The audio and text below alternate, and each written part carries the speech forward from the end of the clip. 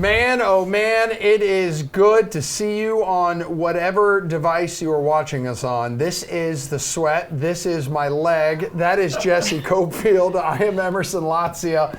We're checking all the boxes tonight, or almost all of them. Sorry, that's a little too much skin for internet TV. Oh my God. We're going to hit you with hot or not on the diamond. We can confirm that was not hot. PGA for better or worse, and tons of football. Wait, so did you say, PGA is back? Yeah, I let's said go. Yeah, all right. So let's go ahead and start there. Like I said, good evening to our panel. DK Live's Jeff Ulrich and Reed Fowler, Rosalie Michaels, the fantasy girl herself, and RotoWire's Jerry Donabedian. All right, guys, let's play some NFL price check, shall we? Todd Gurley's price dropping $900. That's almost $1,000 this week, down to $7K when his Rams face the Saints. Did he deserve the huge decrease? Reed, go ahead, bud. Well, first of all, hot with that skin showing there. That you leg that day thigh. for sure. Okay. Thigh-gate. No. Todd Gurley is always a good GPP play, just because we know his upside. Yes, the usage is down. He's getting less snaps. We saw an 85% snap count, or close to it last season, and that scares us. It scares us season long. But for DFS, I think you always got to play or look to Todd Gurley because of that offense. Yes, the red zone carries aren't there, but on 15 touches, this guy could make something rain. I mean, New Orleans gave up 7.5 yards per attempt. So in this high-scoring game, I think, that price, if it decreases close to $1,000, I'm going to be taking it. Okay, are you going to, you picking up what this guy's putting down here, Rosalie? I want a price check on Emerson's leg. Let's see where that's $5. Oh, wow, the bidding's starting high. Yeah, you know what? Reed's right in some ways. Don't get too excited, Reed. But the snap count percentage, but it's not only the snap count percentage, it's how many times he actually rushed during those snaps, right? He had 14 carries on 54 snaps, whereas Brown had 11 carries on 21 snaps, not to mention the red zone, which is what Reed talked about. I think this is very concerning in terms of usage, especially in the red zone. What we need out of Todd Gurley is touchdowns. He is the touchdown guy. He's not going to get that if he's not the red zone guy anymore, which it seems like Malcolm Brown is, because he had 5 carries inside the red zone and Gurley had a whole whopping 0. So it's very concerning. I'm going to wait until I freak out to see what happens this week versus New Orleans, but I still don't like it at 7,000. It's still a little too high for me. Jeff, you freaking out about this? I mean, as usual, Rosalie does the heavy lifting, so I can just come on here and look good. Look, she nailed it, though. I mean, Malcolm Brown had the red zone usage. He had a way higher usage compared to his snap count, and that is concerning. Now, the thing is, I mean, for DFS, if you're building around the Saints Rams game, and you could definitely be considering it for big GPPs because it's got such a high point total. Look, you can put in Todd Gurley at low ownership. It's just you can't really use him as a cash game play based on his usage from last week. We're not sure if this is going to be a year-long thing or if it was just like a one-week thing yet, but that was a competitive game last week and Malcolm Brown got some important carries. So I'm definitely just on the fence. I might slide Todd Gurley into, like I said, like a Rams game stack, but for DFS and season long, it's concerning, and it's definitely something you want to keep an eye on. All right, you a little hesitant to roster this guy, Jerry? Yeah, I think in cash games, even with the price decrease, it's too expensive for what is granted a very good back, but a timeshare back now. I mean, 70% of snaps, sure, but 56% of carries. And Malcolm Brown got all 5 red zone carries. That's not going to continue. Like, Gurley is going to get some red zone work, but he's touchdown Todd. Like, the reason that we were all talking about him before the season, he'll be okay, even sharing some work, was that he was still going to score a lot of touchdowns. If he's scoring a touchdown every other game, that's fine for a season-long lineup. It works. But at his current price, 7,000, there's other better plays. Sammy Watkins jumping way up from 5,000 to 7,200 for this week, thanks to a fantastic Week 1 performance, and of course Tyreek Hill going down with an injury. Despite the huge increase, is that price still too cheap for him, Rosalie? Yeah, number 1 on a high-scoring team going up against the Raiders. Yeah, I mean, he's probably going to be pretty chalky on the slate, but we have to expect that this is going to be a pretty heavy Kelsey game. I mean, when you look at Kelsey last year, he played on 95% of the snaps. Last week, he only played 72% of the snaps and 85% of the passing downs. Meanwhile, Sammy was 95% of the total snaps and 100% of the passing downs.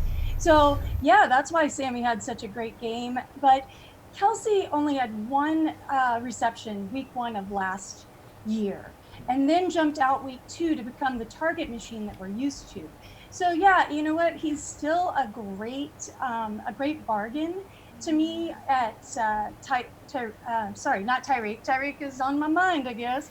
Sammy is a great bargain, but I do think that this is a heavy Kelsey game.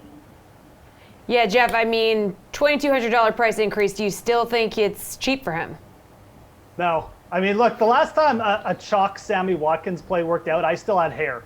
Okay? I mean, So never. This is just leading to, I know it's the Chiefs, I know it's Mahomes and everything, and he's into this role, but like, it's Sammy Watkins, man. I do not trust the guy, and especially now that he's priced up like around Julio Jones, I'm so fading Sammy Watkins. I don't even care if he goes off. And you also look at this matchup. I mean, it's not the best. The one thing the Raiders actually do okay at is guarding against other teams' wide receivers and wide receiver ones. They were at least league average in that. Gary Connolly, he went out last week's game, but he's already practicing today. I'd much rather go elsewhere. I'll just roster to chalk Travis Kelce, or even go to Mecole Hardman. I just don't trust Sammy Watkins, and paying up for him at this price, I just can't do it. He's been so inconsistent over his career, so I'm off him. Okay, Jerry, where do you stand? Well, I think the price increase is pretty fair. It puts him like in that 7 to 10 range among wide receivers, which is where I put him this week in rankings. But if it's an accurate price and we know it's going to have high ownership because of the hype, it's like a pretty easy fade in tournaments for me. And, he's a good player when he's healthy. He's a really good player, but he's not Tyreek Hill. And we've seen what Travis Kelce does to the Raiders. It's a matchup that I think is going to favor the volume going to Damian Williams, Kelce, and even LaShawn McCoy. Not saying Watkins won't have a good game, but I don't see him really having as high of a ceiling or higher of a ceiling than the other guys priced in that range at his position. So why not take the lower ownership? Reed, where do you sit on this? Yeah, I'm with Jerry here. If you want to attack this game, I completely agree. There's really other spots that you can do it. You can do it with a 4,400 Tyrell Williams we just talked about yesterday.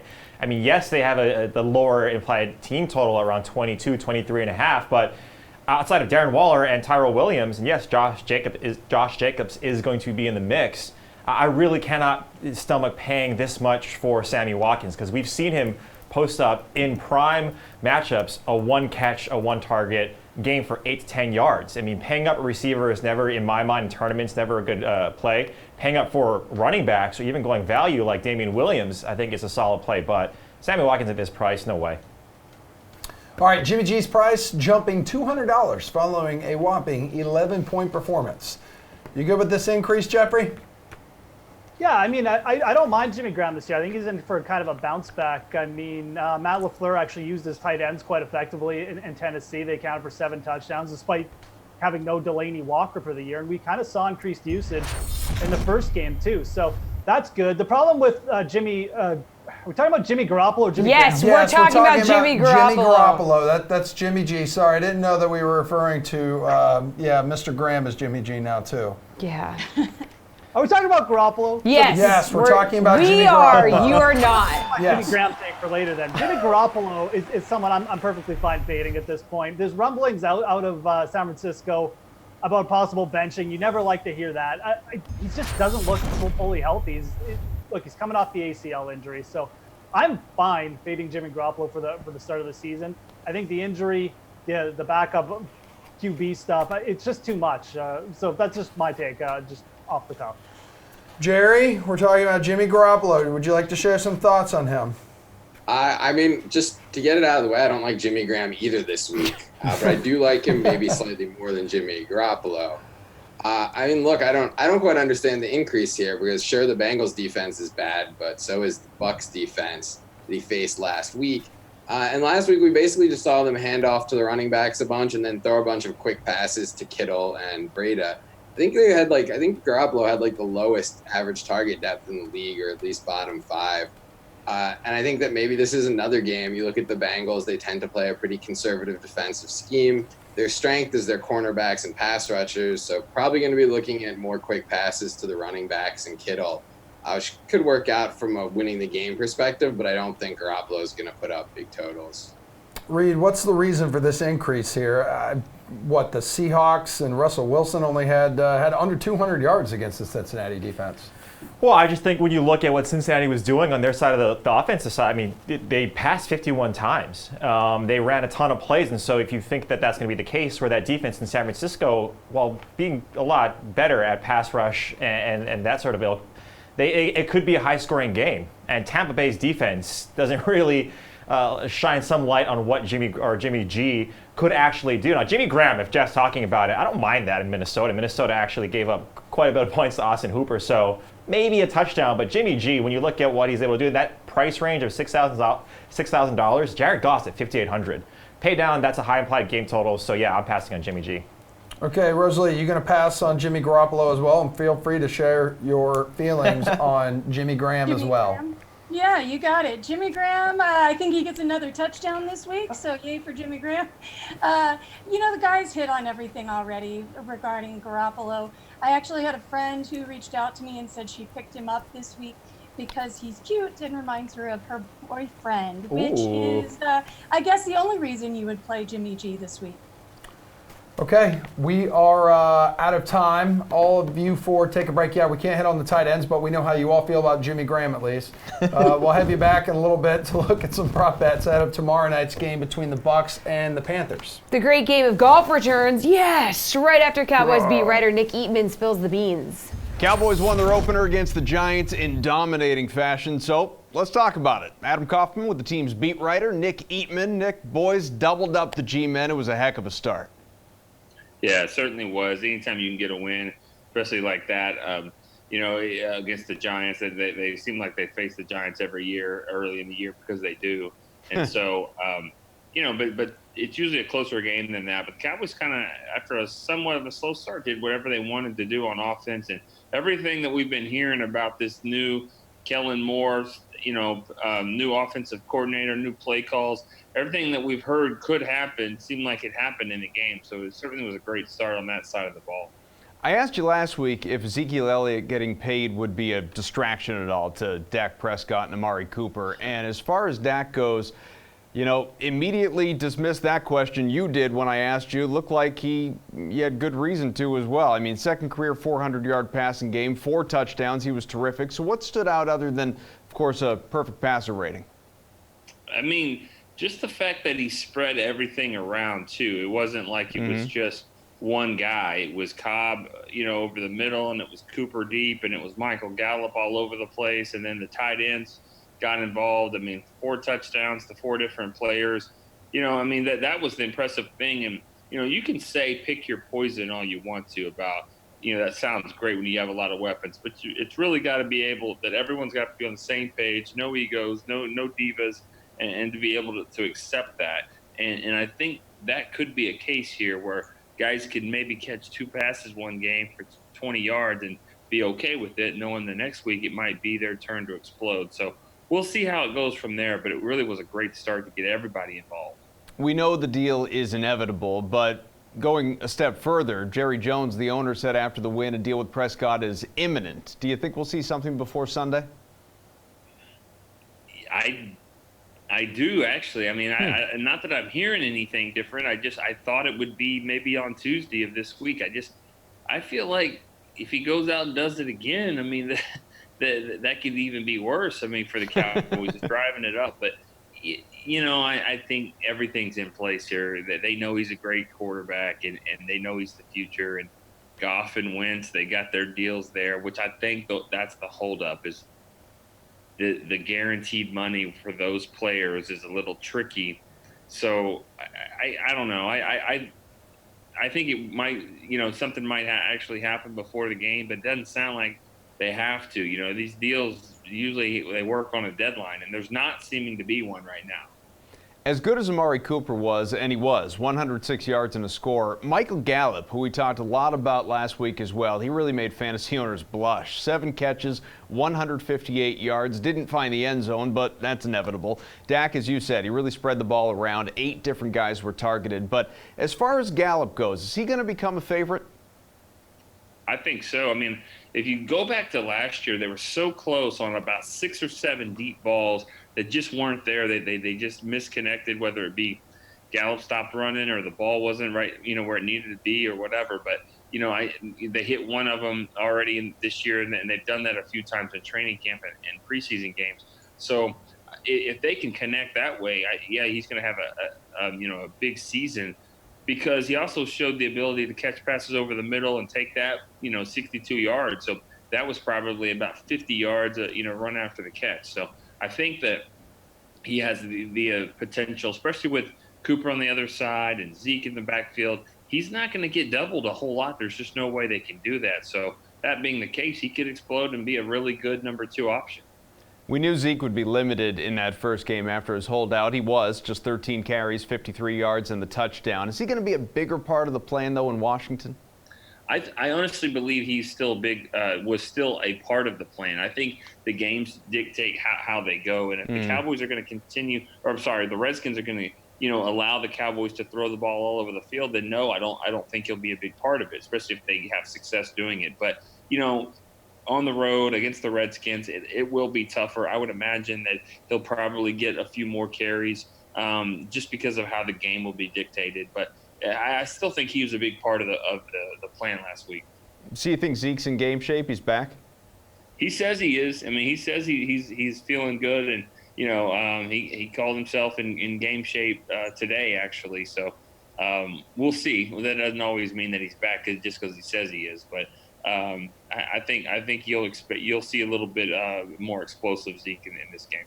Well, one guy who probably takes a little bit longer to get into game shape, understandably so, Jason Witten. He scored in his return, but from the broadcast booth. He hadn't been on the field in over a year at that point. So what'd you think of him in that first game? What do you think we'll see from him over the course of his 16th season if you had to project? I think he'll be a guy that makes some plays for this team. Again, it's going to go down to that pick your poison. The fact that Blake Jarwin is a pretty good number 2 tight end, he's a more athletic guy that can go down the field, maybe taking some of Witten's passes, or catches away. So I don't know if it's a guy if Witten will be a guy that has, really good stats. I can't see him having a Pro Bowl type year just because of the way that I think they'll split it up. And he's not one of the number 2 or 3 options anymore. He's more like 5 or 6. But they got him that touchdown, and maybe they'll get him a few more. But I don't know in between the 20s if you're going to see him being the same guy that he was. So as we look ahead to week 2 here, Redskins lost in Philadelphia to begin their season. They were better than maybe most expected, even in defeat, but it doesn't look like that defense has any answer for this Cowboys offense. Is there anything that Dallas should be concerned about? Well, yeah, I mean they've got some, they're better than the Giants. I mean, the Giants I think will be competing for the top 5 pick again this year. I mean, that's just kind of the way it'll be for them. But for the Redskins, with their defensive line, they got some young guys down there that even though they lost a guy or potentially could with Jonathan Allen, but still, when you look at Kerrigan and Sweat and Payne, and they gave the Cowboys fits last year up front. So that will be tough right there. And if Dak doesn't have the same kind of time to go through the reads and progressions, then it may not look the same. And their cornerbacks are better. They actually took the safety from the Giants and have them over there now and Landon Collins. So I think it's just going to be a tougher matchup all the way around. And you go into the fact that week 2 on the road against a team that cannot start 0-2 on the road. 0-2 in the division. They just can't. So they're going to be hungry as ever. It will be a tough battle for the Cowboys. Brendan Glasheen here, and with your DraftKings Fantasy Flash. Per NFL Network's Ian Rappaport, Tyreek Hill expected to miss 4 to 6 weeks with a sternoclavicular joint injury, a.k.a. the collarbone. Rap Sheet adds Kansas City does not plan to put Hill on injured reserve as of now. He'll need to be monitored in rehab, and how quickly it progresses will determine if it's more or less than 6 weeks. Everyone wants to pounce on Sammy Watkins now. His salary has skyrocketed to $7,200 for week 2. He was just $5K in week 1. Watkins was stellar against the Jags, 9 grabs on 11 targets, 198 yards, 3 touchdowns. One of those, he roasted Jalen Ramsey on the goal line. So, Watkins is very capable of wide receiver 1 responsibilities, and he's facing the opposition's top corner as we saw last week. Health, though, has been a consistent question mark during his career. We'll see if he's up for it. I think if you had to pick, you'd rather ride Watkins at $7,200 as opposed to Travis Kelce at $7,300, the most expensive tight end on the Week 2 slate. You can always scoop up a cheap tight end. The Raiders have a young secondary that was untested against the Broncos, so Watkins also has a favorable matchup. I cannot believe it. It's already time to talk about golf again. That's right. Our 3-week national nightmare. It's over. Our golf gurus are back. That would be DK Live's Reed Fowler and Jeff Ulrich. They're here for...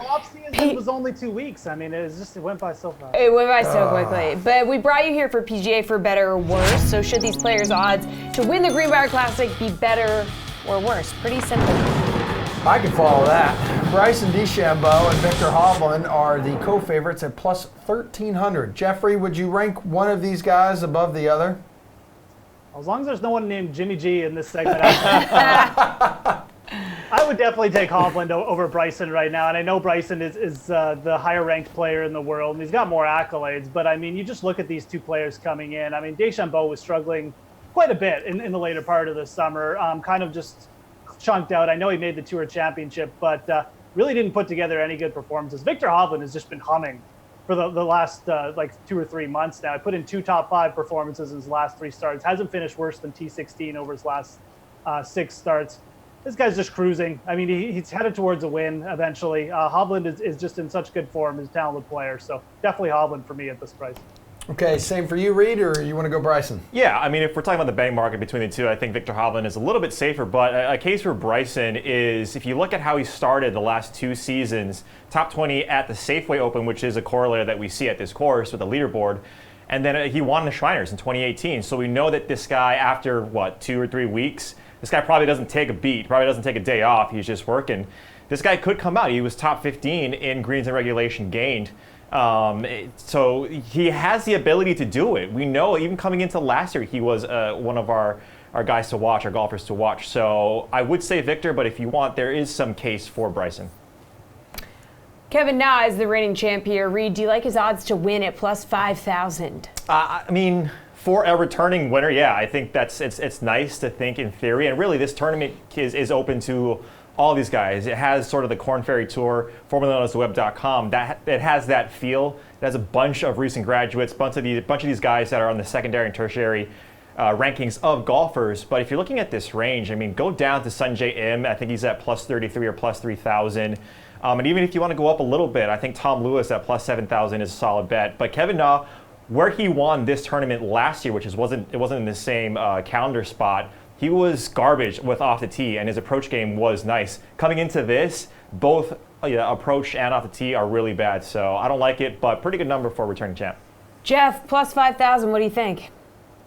Yeah, I kind of agree with Reed, actually. I mean, this is actually a pretty solid price for Kevin Na on a course like this. I mean, the Greenbrier, the old white course, whatever it's called, it's been pretty much like a course horse. You see just a lot of similar players do well here over the years. Kevin Na is definitely one of them. He's got just a solid record, even outside of his win at this event. It's just a venue where you hit your irons well, you score well on the par fours, and you just have a hot week with the putter. And Kevin Na has that ability, especially if you look at some of the other players priced around him. Like, I'm just throwing out like Harold Varner or like a Brian Harmon. I mean, Kevin Na is just one of the better putters on tour consistently and around the greens. So we've seen him sort of get over the hump the last 2 years. He's got 2 wins over the last 2 years. So 50-1, it's definitely not a bad price for him. I think it's actually a pretty good price. He's not necessarily someone I'm hyped about this week, but that price it's not bad for him this week. Reed, how about players over 10,000 that stand out to you as having a shot here, plus 10,000? Yeah, I mean, Sepp Straka, this course you need to get birdies. I know you need to get birdies in every single course, but this one a lot, right? You need to really rattle off those birdies, par 70, not that long of a course, and you got to do it in those par 4s. Sepp Straka over the last 6 tournaments coming into this at the Greenbrier is top 5 or top 4 in that time frame, and he's at plus 10,000 around the number there. And Peter Uihlein just missed the qualifying for the top 25 and the Korn Ferry Tour to get full exemption to the PGA. So he might be coming into this at plus one. I think he's at plus 12,500. He might be coming into this wanting to make some waves. So those 2 guys I'm looking at. Jeff, someone with really, really long odds here who you'd actually go after. I love this segment. Scrub segment central. I love this. Grayson Murray is the guy I'm looking at, coming back off tour. He's been lighting it up his last few starts. Shot a 61 like 2 months ago. Did really well in the Korn Ferry Tour finals. Just a really talented golfer, even though he kind of goes off the hook sometimes. But and then another guy I'm looking at, Lanto Griffin, 125-1. He's a Virginia native. He's played this course before. Had a really good season, on the Korn Ferry Tour last year, 6th in points. Just a solid all-around player. I wouldn't be shocked if he did something this week. So those are the 2 guys I'm kind of looking at over 100-1. Okay. Thank you, golf gurus. We're so glad you're back. MLB Hot or Not is coming up after more from the Pat Mayo Experience. Let's talk about these guys above $10,000, though, because when I'm shrinking my core in a week like this, I really like to narrow it down. I think I'm only going to take one guy from above $10,000. You got Bryson at the top. He's the only guy above 11. Then you got Vic. He's 10-9. Kokrak, Leishman, and Bubba Watson. Bubba's just a cross-off for me. He plays this tournament every year. He has a home on the complex, and this just more or less seems like a vacation for Bubba. He's never finished better than T13. You mentioned he struggled really coming down the stretch. This isn't to say that Bubba can't win. He's an excellent player, but this doesn't really appear to be a Bubba track. And we know things about Bubba tracks is that you take him at Bubba tracks. You don't take him at other places. That I'm just going to go with Vic here. I was almost thinking about betting him at stupid odds because I just think he's going to win soon. Yeah, Bubba is there for the falconing and the casino, Pat. That is where Bubba will be spending his time this week. Victor Hovland is clearly the guy over $10,000. You compare him, even in his smaller sample of PGA Tour stats, he's best in the field in strokes gained off the tee. He's best in the field in strokes gained approach. He was gutty enough to go back down to the Korn Ferry Tour. It got his card. It was like an 11th and a 2nd place finish in the 2 events that he played down there. The kid is an absolute stud. He's ready to rock and roll. I guess the only knock is that he's never played the Greenbrier, but he's never played any of these courses that he goes out and crushes. So I agree with you. I think I really love the 9s. There's going to be a lot of lineups that I make that don't even include any of these 10K guys, but Victor Hovland is the only guy that's concerning me because I don't want to be left out when he goes and gets that win, which is seemingly coming soon. I think I'm just going to go lock button on my top 2 guys and then figure out the rest from there. I agree with you. The 9K range does provide a lot of value, but if I'm going to take Vic, it's hard to fit in 2 9K guys along with him, so I kind of have to make my one, or maybe I'll split up my shares between 2 9K guys, but I feel like just if you're going to go with one of these guys above here, I guess Leishman could be the weird guy in all of this. He putts really well on bent, just skill-wise. He's outside of Bryson. Like, Bryson is the best player in this field. It seems like he's been off just a little bit, and he's super pricey. Although bent grass is his preferred putting type, if you go back and look at the wins of his career, it's not going to be super stunning if Bryson just goes out and runs train on everyone. But outside of that, it'd be Leishman that piques my interest more than Kokrak, although Kokrak has the nice finish here. Yeah, I mean, get ready, Paul. You might want to clip this. I'll never say it again. Kokrak at 10,500 is kind of interesting.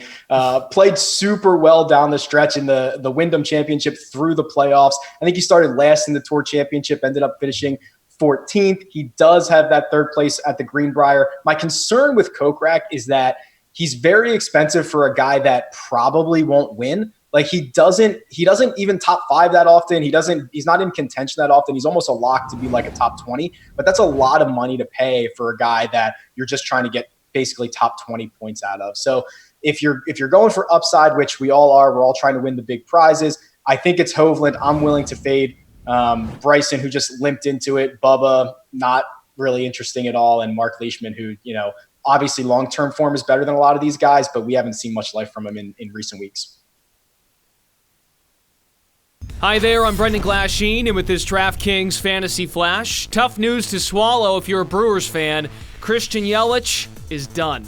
Arguably the National League MVP frontrunner, Yelich fouled a pitch right off his right knee Tuesday night. He fractured his kneecap and is out for the remainder of the 2019 season. The campaign concludes looking like this: a slash line of 330, 430, 672 slugging with 44 home runs, third most in baseball, and 97 RBI in 130 games. And best of all, he was a beast in your DraftKings lineups. Yelich averaged 12.2 DK points a game. He led all players in baseball in total fantasy points, 1,584 DK points. It's also a painful loss for the Brewers lineup. They're fighting their tails off to sneak into the playoffs. The Brew Crew now aims to fight without its leader.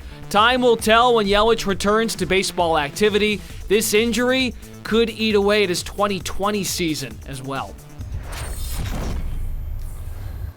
Our baseball panel is with us once again. Yeah, they certainly are. DK Live, Steve Buchanan, Julian Edlow, and Gary Thorne. And as promised, they're here for a rousing game of MLB Hot or Not. Quite simply, will these players be hot or not tonight?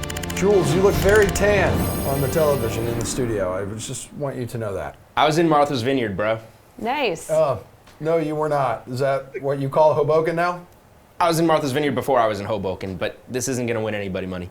Okay, sounds good. Jason Hayward maybe could win you some money. He's been hot over his last 3 games, including last night.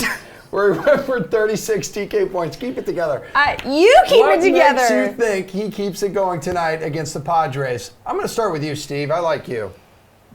Well, thank you, Emerson. The feeling is mutual. Going against the Padres against Chris Paddock, Chris Paddock is one of the most difficult pitchers to figure out, at least in my opinion. You go by his month-by-month game log, and it's just each month he's either getting shelled or he's just absolutely dominating. But one thing that's been consistent, he's been very good at Petco Park. Jason Hayward is just coming off a month where he had 14 hits and 90 at-bats during the month of August. September, he's already halfway through that point. He's already got 7 hits in the month of September. But, yeah, I'm not crazy about him going against Paddock at Petco Park. It's a huge slate on a Wednesday, which is pretty rare. So I feel like you don't really need to go to for Hayward in this spot. Jules, you on Team Steve here?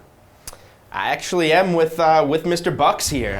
The only thing that I don't understand is how Jason Hayward has combined to score 69 total fantasy points in his last 3 games, and his salary is on the decline. That part doesn't make sense, but rostering Jason Hayward tonight will make you about as much money as Emerson trying to talk to me about my vacation and work traveling schedule, because it's just not a good spot for him. He's batting 7th in the order. He's facing a really good pitcher in Paddock, and he's in a pitcher's park in San Diego. I wish you nothing but the best, little tan man. Let's go to Garion. Go ahead, buddy. Yeah, I'm going to agree with these guys. And look, I'm all for trying to find value somewhere on this slate. And like Julian said, Hayward's price point is at least intriguing considering his recent success. Because if you guys want something that's hot on this slate, the pitching is hot garbage once you get below about 9,000. So you need to find cheap bats. I understand it. But with Ben Zobrist back and taking that leadoff role from Jason Hayward, he's lost so much of his fantasy value. And like Steve referenced, before this nice little 3-game run, he was 1 for his last 32 in the 9 games prior. So he is streaky, and generally that streak is bad. So I'm probably not going to have a whole lot of Hayward tonight. Ronaldo Lopez is the 5th most expensive pitcher tonight. He went off in his last game against the Indians, but was horrific in the game before that against the Braves. So, Julian, which Lopez shows up tonight against the Royals? Whichever Lopez it is, it's probably not going to be a Lopez that's worth paying $4,100 more in salary from his last start. You just can't target that in DFS, and I know it was impressive that big outing against the Indians, and now you're going to face off against a poor Royals lineup, but this is a pitcher that is so Jekyll and Hyde. He can be so bad at times, and he hits that floor a lot more than he hits that ceiling, or at least something closer to the floor than the ceiling. So I don't know how we can take a pitcher that was just $5,700 and now roster him at $9,800? No way, can't do it. Gary, are you as shocked by that $9,800 price tag as Jules is? Yeah, look, he hadn't been priced above $8,000 for a single start this season. I understand it because he's a major league pitcher, and there's only about 7 of those on this slate. So you kind of have to bring up somebody's price point. Again, I had to look up who 6 guys on tonight's slate were, and I actually watch baseball every day. It's a bad slate for pitching, but look, I don't want to completely disparage the guy. He's had a quality start in 6 of his last 11 outings. Hunter Dozier's not in the lineup for Kansas City tonight, so you could make the case that their second best bat isn't even in what's already a poor lineup. So there are a couple things here to like, but you can get Dallas Keuchel going up against the Phillies lineup that's striking out about 28% of the time the past 2 weeks for less money than this. Or you can just find, $800 and get a guy like Sonny Gray into your lineup. He's going to be chalk tonight, but I think there's a reason he's going to be chalk. So, I'm steering clear of Lopez. Steve, is he going to be hot or not, though? I mean, he'll probably end up being just okay because that's just the type of pitcher he is. I mean, at the end of the day, he's averaging under 13 DK fantasy points on the entire season. So for me to go and try to spend, just under 10K for this guy, it just feels like absolute insanity. He had a good start against the Indians, no doubt about that. But, Glenn Sparkman once upon a time had a complete game against, I don't even remember who it is at this point, but just not who it is. I wouldn't pay up when Jason Vargas was getting up there in salary either. Everybody has a good stretch every once in a while, but Lopez is just not that guy you want to put all your money into. Like Gary had said, just spend up $800 more, take Sonny Gray, or something. Just Lopez at this price point is just absolute insanity. I don't know who would go for it. I get it's the Royals, but man, Lopez is not that guy. Hey, Gary, and Corey Dickerson has 7 hits in his last 5 games, but he's facing Dallas Keuchel tonight. So is Dickerson in a bad spot, or does he continue to get on base? So hot or not? I'm going to say not. Corey Dickerson isn't and has never been a guy you're going to use or seek out in left-on-left matchups. It's really just as simple as that. He is a classic platoon bat, and he's been fantastic since the All-Star break. He's got a 144 WRC plus in that span of time, but his hard contact rate against right-handed pitching up at 48% is a whole lot better than his hard contact rate of 28% against left-handed pitching. And like I mentioned, Keuchel's been fantastic his last 5 starts, and in those 5 starts, left-handed bats are just 1 of 15 off of Keuchel with a 39% strikeout rate. He's hitting 6th. There's just not a lot to like here. I'm steering way clear of him. What about you, Steve? So I actually like the Phillies a lot in this matchup because, Gary said he's been great, which is true. But you look at his road numbers, and they're pretty horrific. When he's away from SunTrust Park, he does not look like the same guy here. I think Dickerson's actually a pretty interesting tournament play because, the thought is you don't play him in left-on-left matchups, which for the most part is true. I think when he was with the Rays, if there was a lefty in the lineup, he's automatically on the bench here. But look at his numbers, still has a 232 ISO against him, 237 WOBA. So he actually hasn't been as bad as the perception is, but the hard contact isn't there, like Gary said, only 28%, which isn't great here. But again, as a tournament play, 4,200 batting 6th, you're going to get almost little to no ownership on him because of the left-on-left matchup. And if you think the Phillies are going to do well in this game, like I do, once Keuchel's out of this game, you'll have some more appealing matchups against the righties, so that could end up being something to target because the Braves bullpen has been pretty hot or cold. It's kind of like how this segment is called. So I think it's actually an appealing tournament play. Definitely not in cash, but I think he does have a little more appeal than he normally would. All right, Jules, your thoughts here. Double-digit fantasy points in 3 of his last 4 games, including 30 last night. Yeah, I kind of share some thoughts with both of the guys here. I think Dallas Keuchel is definitely bound to, regress here. He has an ERA under 1 in those last 5 starts. So I think he's been a little bit hotter than he should be. He's gotten a little bit lucky, I guess is what I'm trying to say, in those last 5 starts compared to his season as a whole. So maybe some of these Phillies righties bats in Philadelphia, you can intrigue me in here. This is a game that, I think this is a good over game, over 9.5 runs. But when it comes to rostering Dickerson against lefties, that's also something that I can't do that, Steve touched on and Garion was a little bit more adamant on. So I do not think that Corey Dickerson's going to be hot here. I'm just going to stick with the general rule that Dickerson against a lefty, especially one that has been hot, even though I don't think it's going to maintain, is just not a spot that you touch, especially for over $4,000.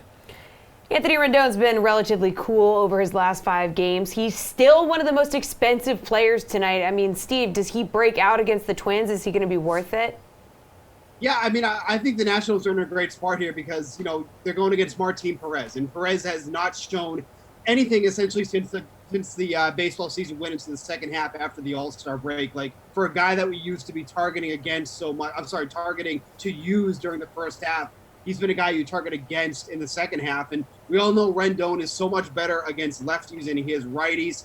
They're an American League ballpark. There's a lot to like here with Rendon in a bounce back spot. The Nationals as a whole should be in a good spot as well. They're one of the best hitting clubs against lefties in the league. So I'm definitely all in on Rendon and the rest of the Nationals in this game. Jules, do you agree with Steve? I do. I wish he was a little bit cheaper. He's pretty expensive here, but he's definitely in a great spot. Opposite hand matchup. Martin Perez, a guy that has absolutely fallen off since that All-Star break. You've got Rendon in his usual spot, high in the order. I just think it's as good of a spot as he could be in. The price tag is really high on him, but he's going to be hot in this one. He'll pay off his salary.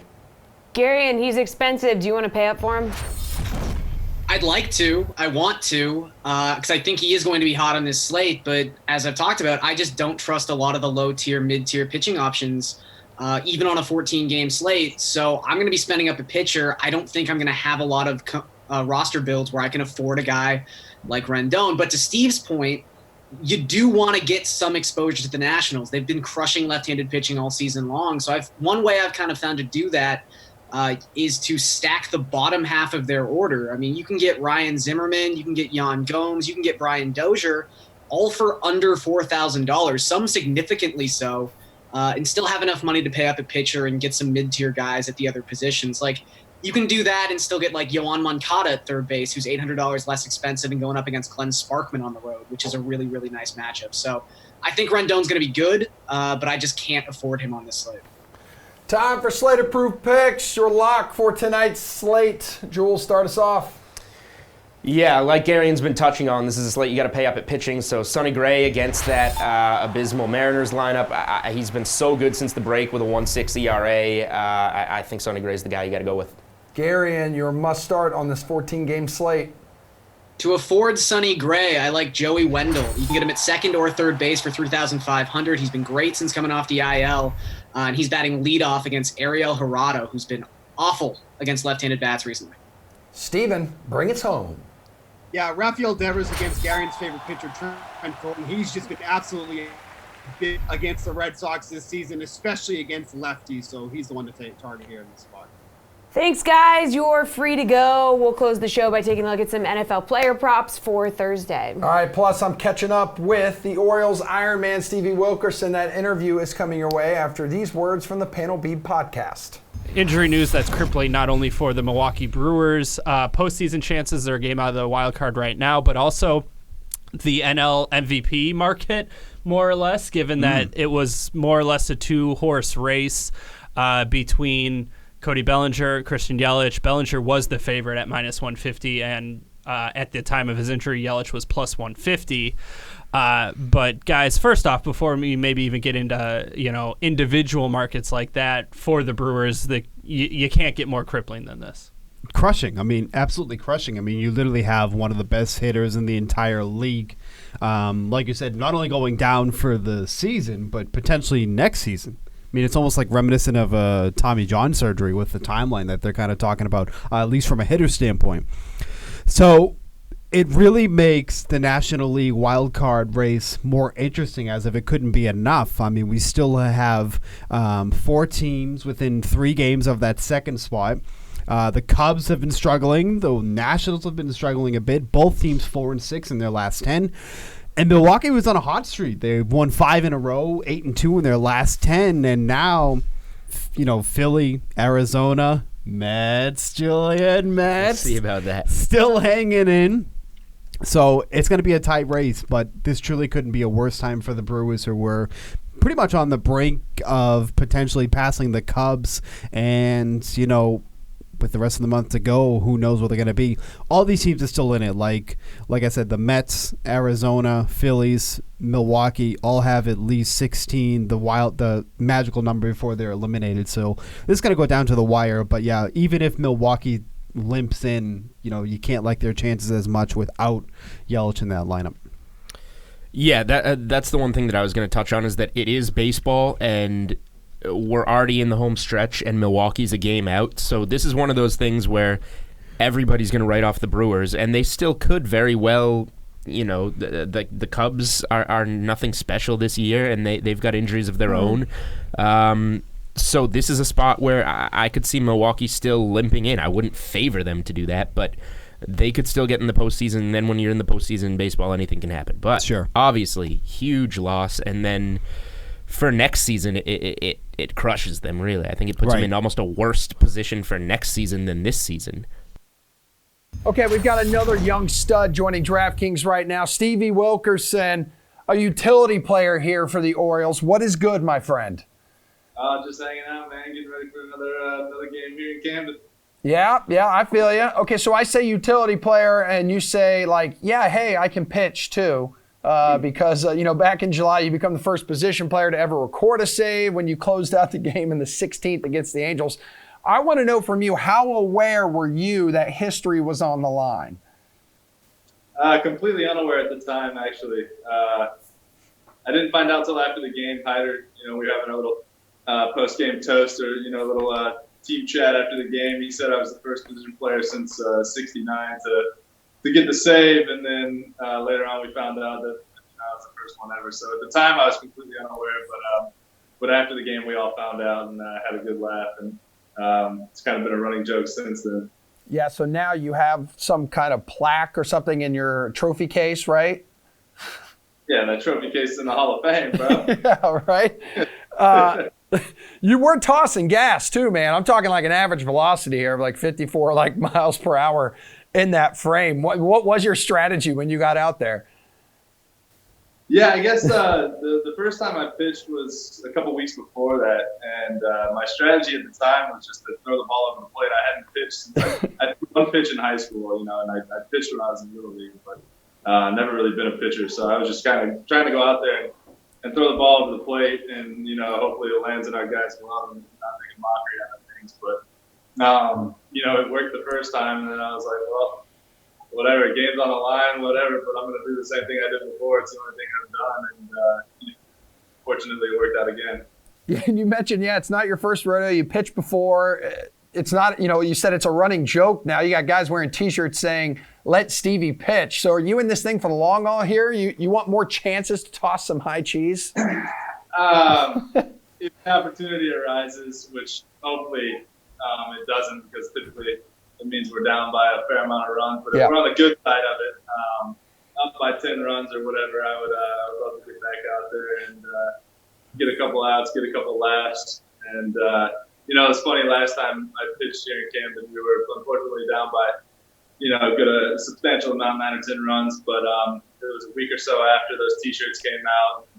Everyone was having fun with it. And that last time I pitched here in Camden, the fans really got a kick out of it. So, in their sport and keeping things light after a tough game, it's not the worst way to end it. But like I said, hopefully we won't find ourselves on the bad side of that situation. But if I get the opportunity up by 10, let's do it. So have you seen fans wearing these shirts, or have you been asked to maybe autograph any of them? Yeah, there have been some floating around the stadium. Not too many, but I'll go out and fetch and see someone run down and kind of flash their T-shirt at me or whatever. And so, it's pretty fun. And after you record that save too, your manager Brandon Hyde refers to you as Dr. Poo Poo when talking to the media. I mean, how'd you wind up with that nickname? Yeah, I think when a pitcher's throwing low 80s or something, guys call it 80 poo. Okay. After one of my first outings, they were asking me what I was throwing. I think I said I was throwing a 50 poo or something. And he coined the term Dr. Poo Poo after I got that save in Anaheim, I think it was. But I think he had too, man. And you like that nickname? Yeah, right. You're like, pass. I'll pass on that one. But thanks, Skip. It is no secret, though, talking about the team as a whole here, it's been tough for, the Orioles in regards to winning this year. So what do you think it's been the key here to keeping the clubhouse fun as the year starts to wind down? I think it starts from the top, man. Our staff, they come at it with a really good attitude, whether win or loss the day before. Every day you come in here, you get a clean sheet, and you get an opportunity to do something special. And, I think coming down the home stretch here, it's pretty obvious it's been a tough year for us. But coming in with a fresh attitude every day, and nobody's sulking and trying to stay positive. And I think it's a trickle-down effect from the manager and the staff. And we all just try to put our best foot forward every day and realize, we're playing big league baseball, and we need to put a good brand of baseball out there day in and day out, and go about it with the right attitude. Yeah, I was going to say, because, the future here looks bright. I know you're in rebuilding mode. It's never easy, especially for the fans. But, the building blocks are there. Hansard, Trey, VR. How soon do you expect this team to be in the mix for a playoff spot? I'm not really looking that far ahead. I just think that what's expected of us is to play good baseball, and I think the wins will work itself out. And like you said, we got some good players. We got some good arms, some young arms, and guys that can help us out, and guys that have had good years this year. Look at and Trey and Nooney and Santana and a lot of those guys.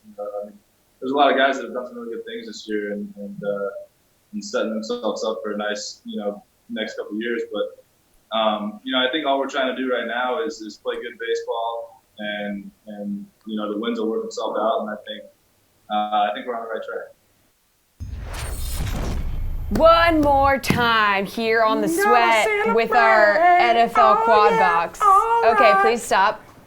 One more time with our NFL quad box. Keep your legs inside the desk. Thank you. And my arms. Okay, Jeff, Jerry, Reed, and Rosalie. It's NFL propped up time. Looking at some of the player props available on the DK Sportsbook for tomorrow night's Bucks-Panthers game. All right, let's talk about the two Uncle Ricos here. Cam Newton, Jameis Winston struggling in their season debuts. If you look at the passing yards prop on DK Sportsbook, they've got Cam's total at 255.5. Jameis is at 277.5. Jeff, do both of these guys stay under the marks? I want nothing to do with the Jameis prop. I'll tell you that right off the bat. I feel like he's on one more interception away from possibly getting benched. That's just my take. He's also he's also only hit the over of this number in 1 out of his last 5 matchups with Carolina. So he's got a terrible road record right now, a terrible primetime record. I just want nothing to do with him.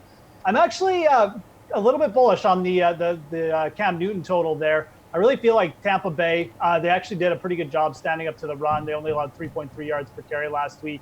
I feel like Cam Newton and those receivers are going to get it going against a really weak secondary. So I take the over with Cam. All right, where are you going to go on this one, Jerry? I'm going to go on the under on both. I think they're both pretty close calls. RotoWire, we've got Winston projected at 269, Newton a little bit lower at 245. So it's close.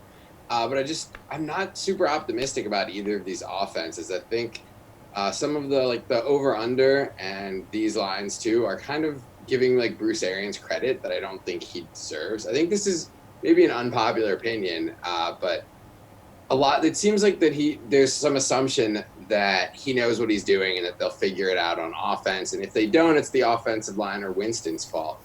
But I kind of question that. Why do we trust a guy who looked at this terrible situation in Tampa Bay and was like, yeah, that's what I'm going to come out of retirement for? Talking about a guy who had multiple opportunities last year to come out of retirement, could have waited and taken a better job. But for some reason, his analysis was that this Tampa Bay opportunity was the best. So I'm a little skeptical of anything involving the Bucs offense right now. Rosalie, are they both staying under? You like one to go over more than the other? Well, I'll tell you why BA took that on. It's because he likes a project, and there is no greater project than Jameis Winston, right?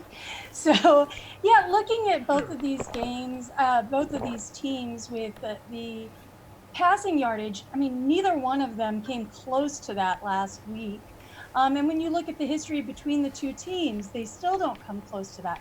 Cam, I don't think, is going to reach that simply because he doesn't have to, right? He'll throw the ball enough to CMC, but he doesn't need to reach that yardage in order to win this game. They'll get it done on the ground. Jameis, on the other hand, does need it in order to win the game. I think that they do the opposite. I think BA starts throwing it up even more. He doesn't trust the run game at all. I think he feels like he's going to have to work these kinks out of Jameis and put trust in him. Yeah, he's probably going to throw a few more interceptions, but I think we're going to see a couple more touchdowns out of him. So I think Jameis actually goes over because he's bipolar and he likes to do those things to us. Yeah, Reed T, talk to me, buddy. Hey, there is a greater project in the NFL. His name is Gardner Minshew. That's the greater project. Welcome aboard. Oh, too much, not a Jag show. Yeah, no, he was good. That team was bad, Kansas City's defense. But go back to this. Actually, there's bits and pieces of what Rosalie and the guys were saying that I actually do really like. Bruce Arians, I think when you look at this is one game. I think we have to pump the brakes a little bit on overreacting either too positively or negatively on Bruce Arians and his Tampa Bay team. Look, their defense is bad. That offensive line is bad. But we talked about the San Francisco 49ers D-line be much improved since last year.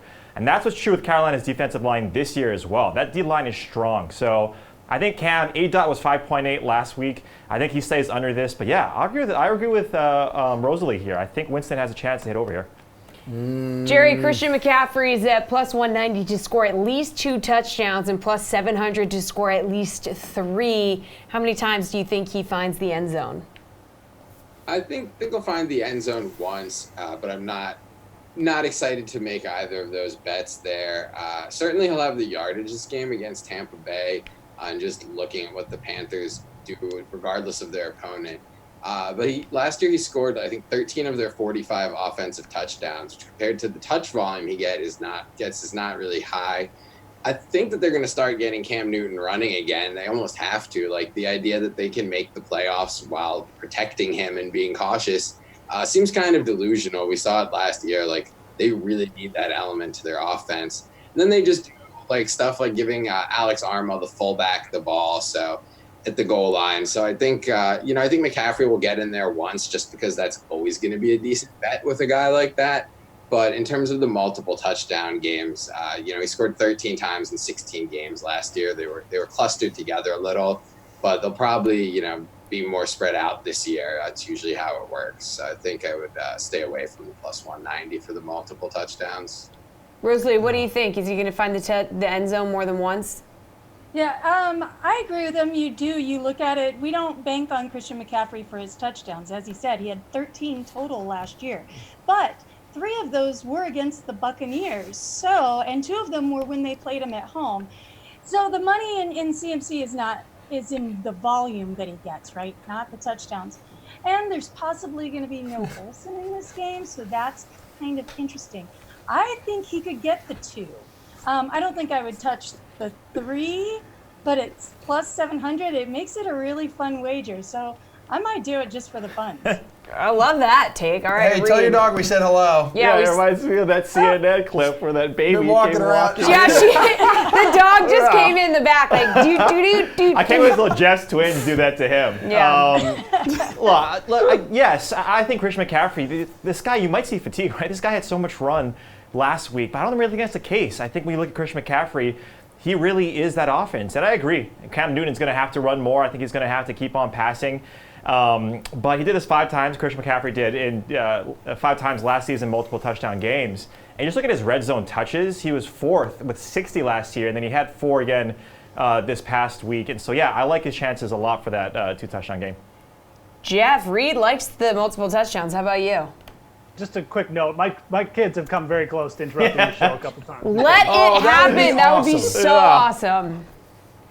We'll see. Anyways, as far as the McCaffrey, there's not a player in the NFL I would bet at plus 190 to score multiple touchdowns. It's not a big enough number for me. Touchdowns are such a kind of a luck-dependent event. Now, McCaffrey is probably the top bet for that. I still think those odds aren't good enough. If I was looking at touchdown props for this game, I would definitely go to the receivers or the tight ends, though. Again, Tampa just seems like they're setting up to be a bit of a funnel defense. They didn't do anything to improve their secondary.